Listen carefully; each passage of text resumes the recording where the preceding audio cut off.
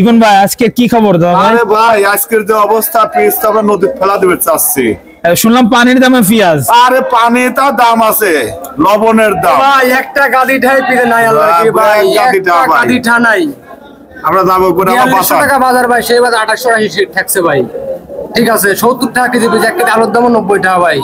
সারা বছর ভাই ঘরটা লইছে ভাই। ভাই আমার জীবন শেষ হয়ে পিতে ভাই।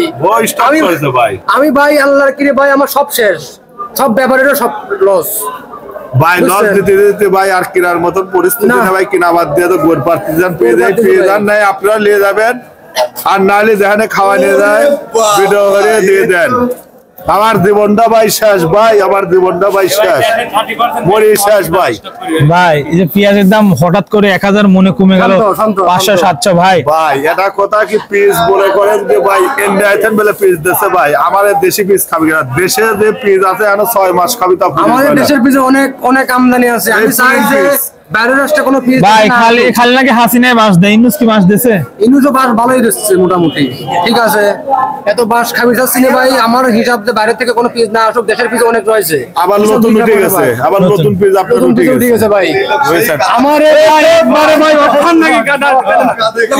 দর্শক দেখেন কি একটা পরিস্থিতি, পেঁয়াজ কিনে মাথায় হাত ব্যাপারী এই মুহূর্তে ভাই। ভাই শেষ আমি ভাই শেষ। আবার মনে হয় যে 2 টিপে 50,000 টাকা লস।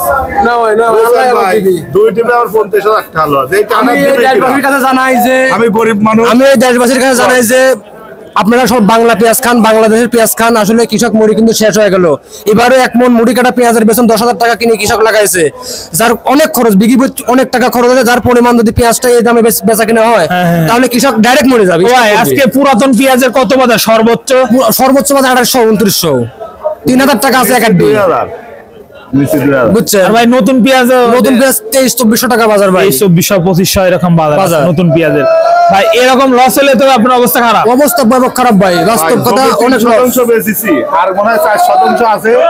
এরমরা ব্যবসা হলে বলে মন খারাপ করো না, আল্লাহ এক ব্যবস্থা করবে। যে পুরাতন বীজ মানুষের ঘরে আল্লাহ এক ব্যবস্থা করবে।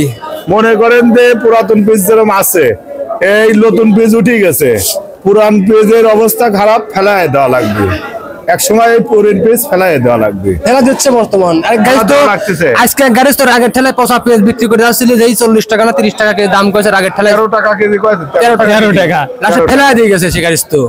আগে লেজা বস্তা সব ফেলা দিয়ে গাঙে। কি যে একটা পরিস্থিতি ভাই, আমাদের পাবনা জেলায় কি যে একটা পরিস্থিতি ভাই, পেঁয়াজের দাম এত কমার কারণে আবার সবাই হতাশ। ইন্ডিয়াতে বীজ আনা লাগবে, আর দেশের বীজই খাওয়ার লোক পাচ্ছি না। দেশের বীজ অনেক চাহিদা। আমার এটা দেশের বীজ লাগবে কত টাকা, শর্ট ডুবিয়ে দেবো ভাই। আমি দেশবাসীকে আবেদনে জানাবে চাই, কোনটা যে 100 টাকা কেজি বীজ বা 90 টাকা 100 টাকা চলমানিক বাজার থাকলে কৃষক কোনো মতো জানে বাজি থাকবি ভাই। ঠিক আছে, আর কৃষক একদম মরে যাবে এবার যদি 50-60 টাকা কেজি পেঁয়াজ আসে, কারণ এখন 20 পেঁয়াজের দাম 9,000-10,000 টাকা 12,000 টাকা। জি।